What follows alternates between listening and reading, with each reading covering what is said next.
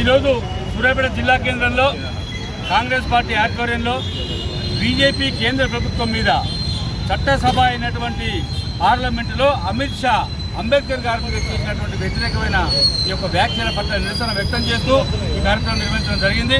మరి ఈ కార్యక్రమానికి ఇచ్చేసినటువంటి నాతో పాటు కాంగ్రెస్ పార్టీ నాయకులు కార్యకర్తలు అందరూ కూడా నాకు నమస్కారాలు తెలియజేస్తూ, పార్లమెంటులో అత్యున్నత స్థాయి పార్లమెంటు మనది భారతదేశానికి సంబంధించి, ఆ పార్లమెంటులో రాజ్యాంగం పట్ల చర్చ జరుగుతూ ఉంటే, ఒక ఆరోగ్యకరమైన వాతావరణంలో చర్చ జరుగుతూ ఉంటే, రాజ్యాంగం ఎంత గొప్పది, రాజ్యాంగం విలువలేంది అని చెప్పి దాని గురించి మాట్లాడింది పోయి ఒక బాధ్యతాయుతమైన పరిధిలో ఉన్నటువంటి భారతదేశ హోంశాఖ మంత్రి అమిత్ షా ఏమంటాడో తెలుసా? ప్రతి ఒక్కరు కూడా అంబేద్కర్ అంబేద్కర్ అంబేద్కర్ పేరు తీసుకుంటూ ఫ్యాషన్ అయిపోయింది.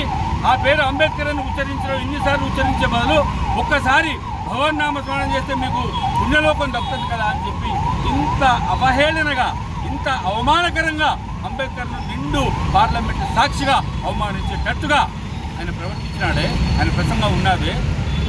నిజంగా ఇది చీకటి రోజు భారతదేశానికి. నిన్న జరిగిన వ్యాఖ్యల పట్ల ఈరోజు కాంగ్రెస్ పార్టీ కాదు, భారత సమాజం మొత్తం కూడా బగ్గు అంటా ఉంది. ఈ బీజేపీ కానీ, అమిత్ షా కానీ, నరేంద్ర మోడీ కానీ రాజ్యాంగం పట్ల ఎప్పుడు కూడా ప్రేమ లేదు. రాజ్యాంగం పట్ల విషం చిమ్ముతా ఉన్నారు. వీళ్ళు రాజ్యాంగం మీద దాడి చేస్తూ ఉన్నారు. భారత సమాజం, కాంగ్రెస్ పార్టీ కార్యకర్తలు భారతదేశ వ్యాప్తంగా చూస్తూ ఊరుకోరు.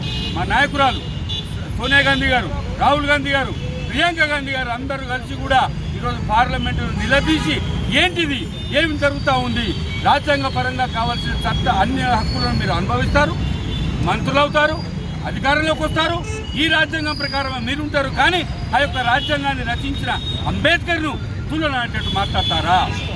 అసలు మీకు రాజ్యాంగం మీద ప్రేమ ఉందా?